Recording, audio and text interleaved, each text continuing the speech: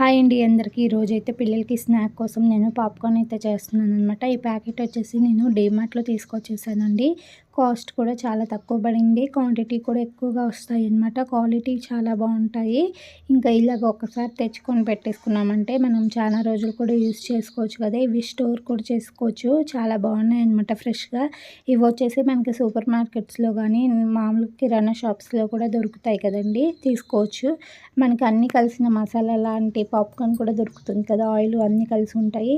అవైతే 1 ప్యాకెట్ 1 టైమే చేయాల్సి వస్తుంది కదా, మళ్ళీ యూస్ చేయడానికి ఉండదు.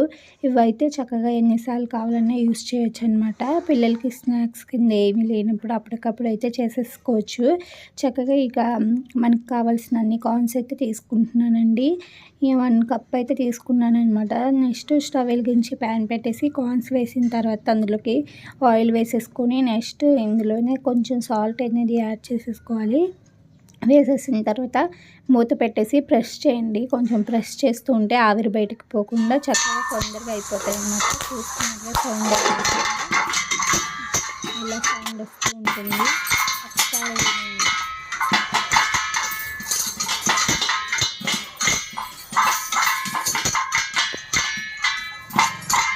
చూసారు కదా సౌండ్ ఎంత చక్కగా వచ్చేసిందో. అయిపోయినట్టే అనమాట. ఒక్కసారి మనకి డౌట్ ఉంటే ఇలాగా మంచిగా ప్యాన్ని పైకి కిందకి షేక్ చేసామంటే కింద ఉన్న కార్న్స్ కూడా చక్కగా అయిపోతాయి అనమాట, ఫ్రై అయిపోతాయి.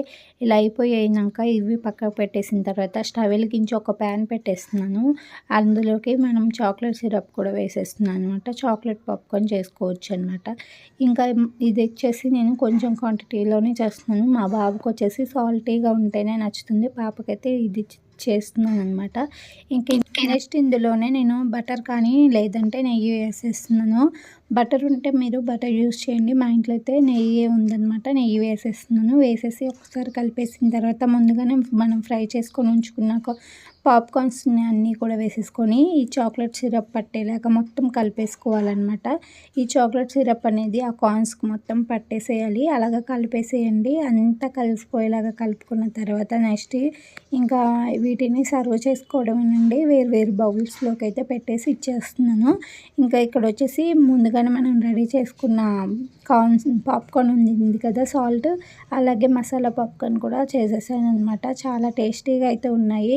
ఒకసారి ట్రై చేయండి. పిల్లలు చాలా ఇష్టంగా తింటారు. నచ్చిన వాళ్ళు